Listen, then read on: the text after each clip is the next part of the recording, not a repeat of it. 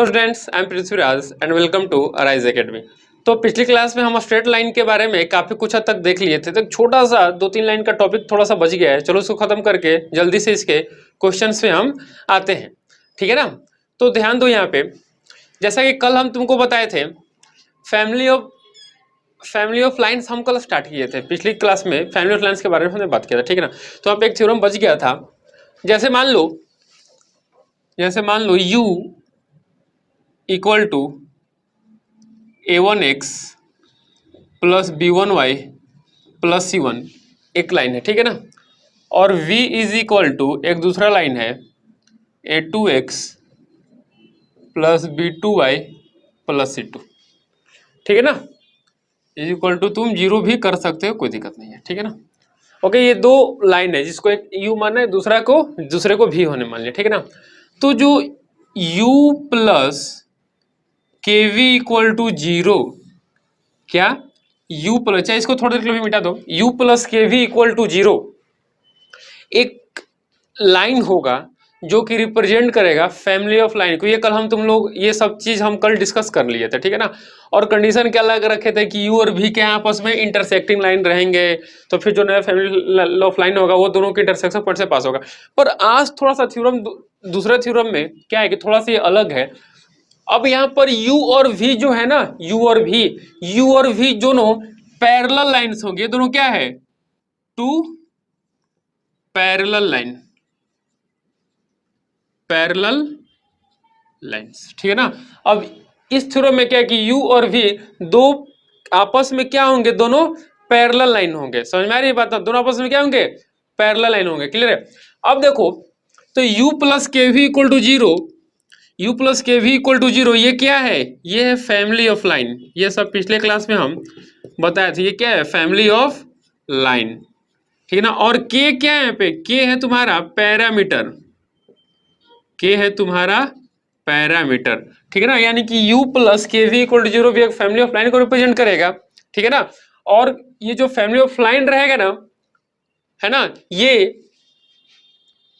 Parallel होगा किसके, u के और v के, मतलब u इक्वल टू जीरो और v इक्वल टू जीरो, दोनों लाइन के क्या होगा, ये जो फैमिली ऑफ लाइन रिप्रेजेंट करेगा क्या होगा, ये पैरेलल होगा, ठीक है ना। अगर दोनों पैरेलल लाइन रहा तो इनका फैमिली ऑफ जो लाइन आएगा वो भी क्या होगा, दोनों के पैरेलल ही रहा, मतलब पैरेलल ही रहेगा, ठीक है ना। ओके, इस थ्योरम के हिसाब से, ठीक है ना। यानी कि family of line u plus के v equal to zero is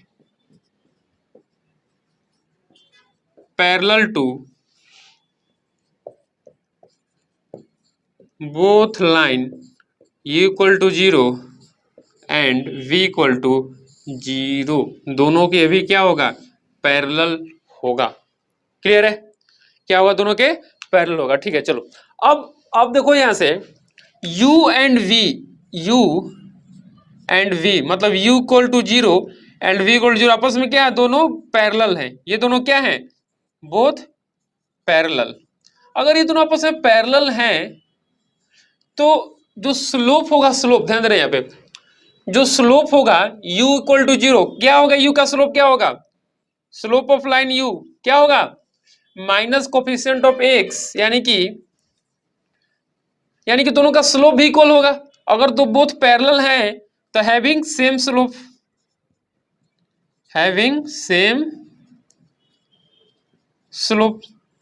slope भी दोनों का इक्वल होगा, ठीक है ना।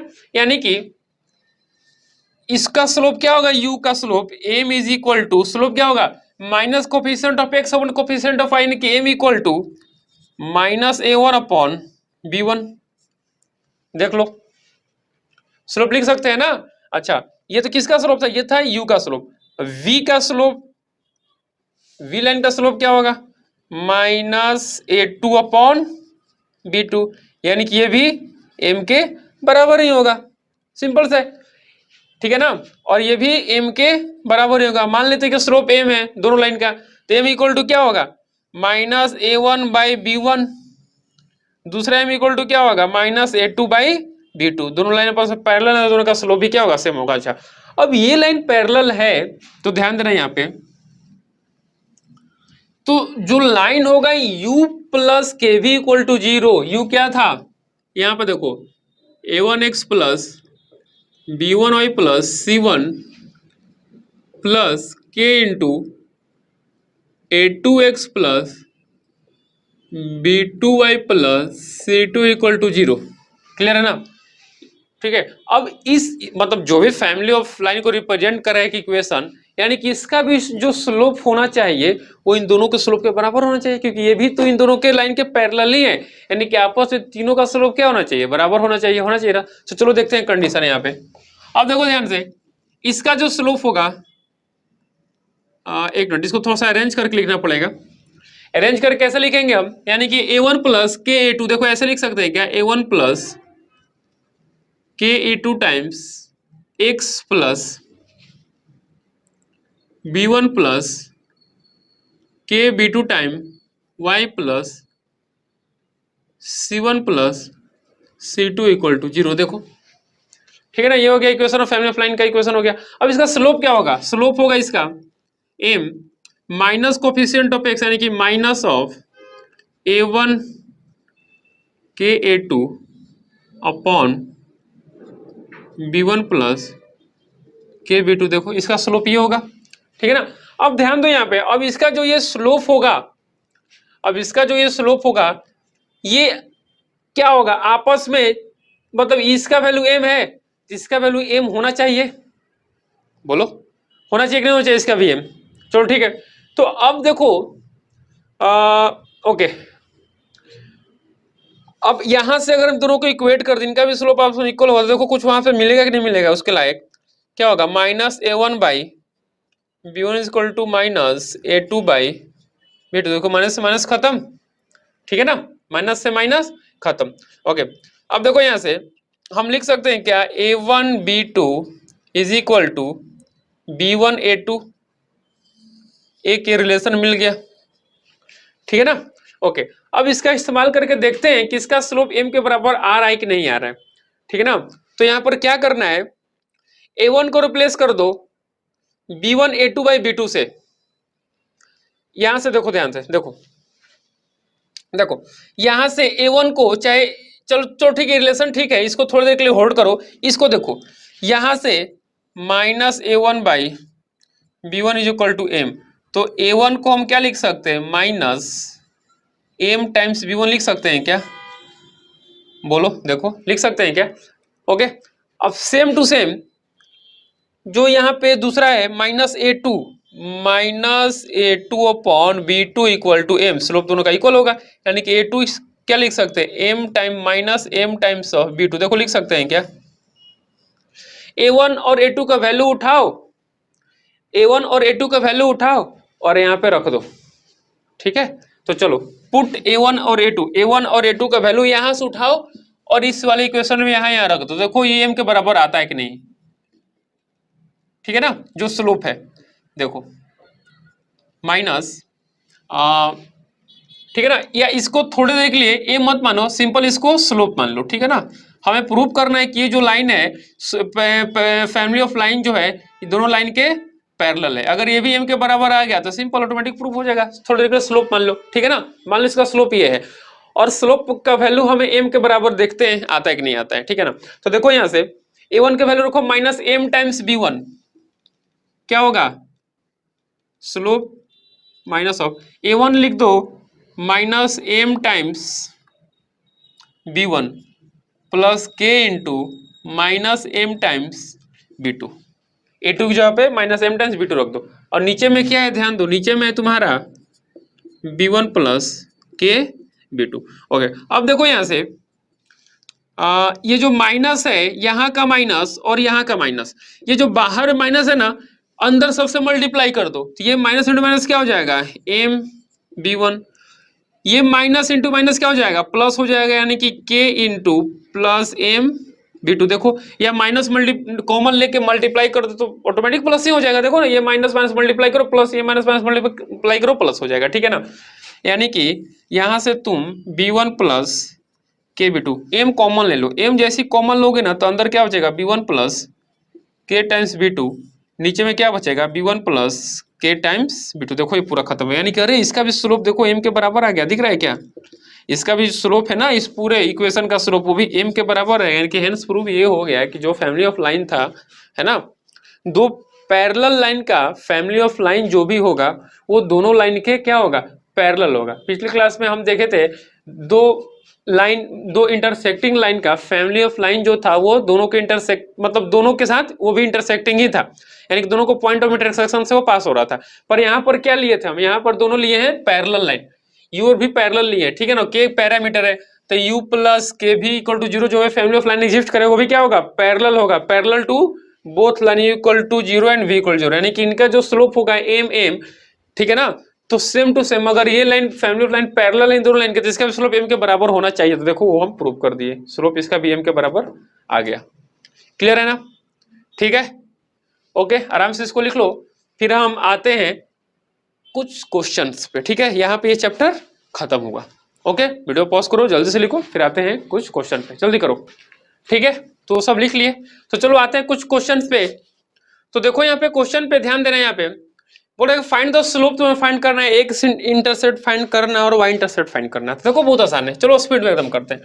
सबसे पहला क्वेश्चन देखो ध्यान से, इसका स्लोप कैसे फाइंड करेंगे हम? स्लोप क्या होगा बताओ, क्या बताते हैं? Minus coefficient of x, coefficient of क्या है 2 upon coefficient of y, y कितना कोफिशिएंट का 3, यानी कि स्लोप क्या होगा इसका -2/3। अब देखो एक्स इंटरसेप्ट के लिए क्या बताए थे, पुट y इक्वल टू 0।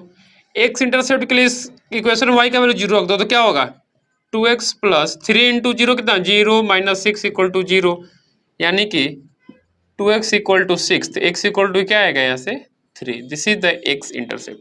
अच्छा y इंटरसेप्ट के लिए क्या बताए थे तुमको, y इंटरसेप्ट के लिए मतलब put y equal to put x equal to 0, x क्या रख दो 0 रख दो, तुम्हें y इंटरसेप्ट मिल जाएगा।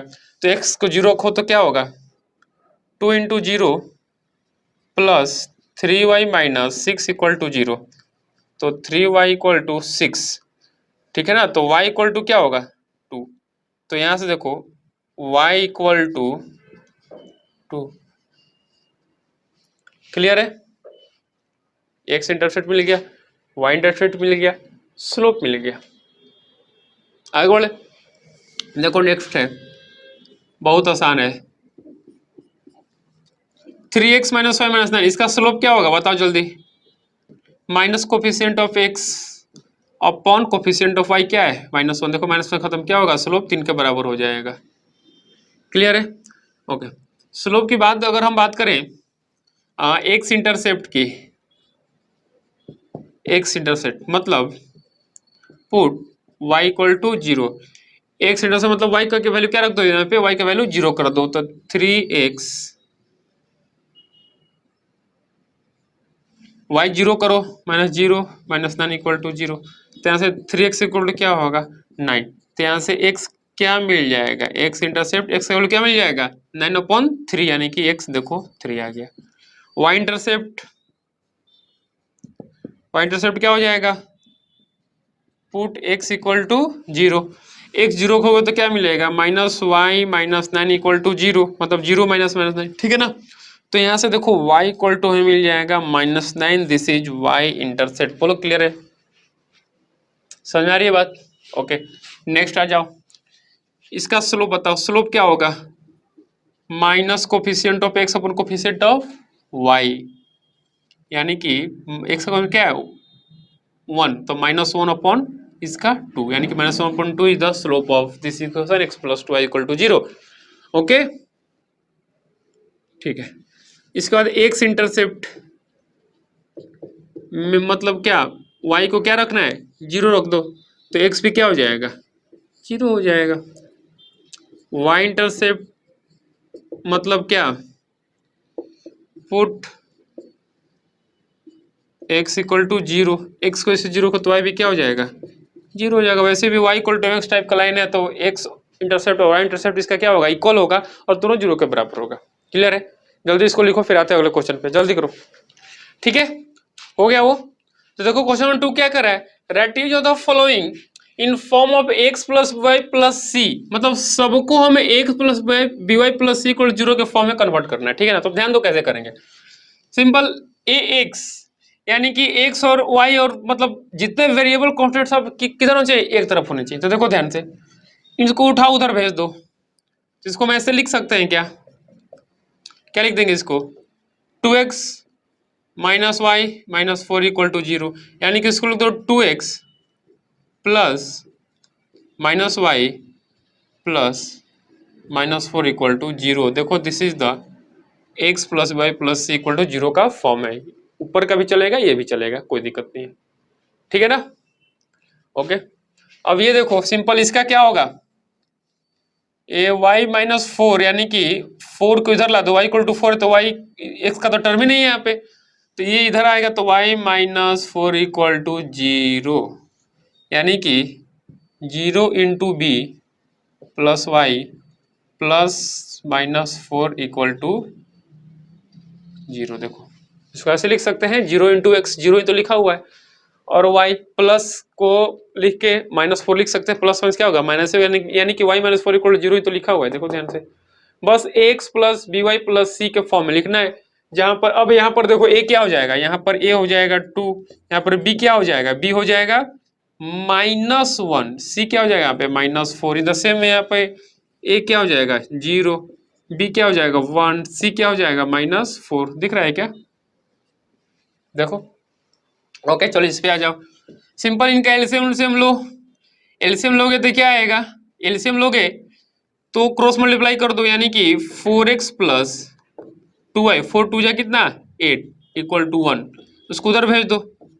4x plus 2y is equal to 8, इसको इधर लाओ तो 4x plus 2y minus 8 equal to zero, यानी कि क्या कुछ कॉमन आ रहा है, क्या 2 कॉमन आ रहा है, 2 कॉमन ले लो तो क्या होगा 2x plus y minus 4 equal to zero. तो देखो 2x प्लस वाई, अच्छा ये माइनस को लिख सकते हैं क्या, plus of -4 equal to zero. देखो a आ गया क्या, a आ गया 2, b आ गया 1, c आ गया -4। देखो आया, x plus b y plus c के फॉर्म में लिख देना इसको। देखो ध्यान से, आखिरी क्वेश्चन ये देखो, क्रॉस मल्टीप्लाई कर दो क्या होगा 2x minus 3y upon 6 equal to zero, इसको उधर भेजो तो क्या होगा 2x minus 3y equal to zero, यानी कि कांस्टेंट टर्म है ही नहीं यहाँ पे, कांस्टेंट क्या है जीरो। तो अच्छा है कि उसको लिखो में कोई फर्क नहीं पड़ने वाला है, जिसको ऐसे 2x plus minus 3y equal to zero, एक क्या होगा यहाँ पे 2, देखो b क्या होगा यहाँ पे -3, देखो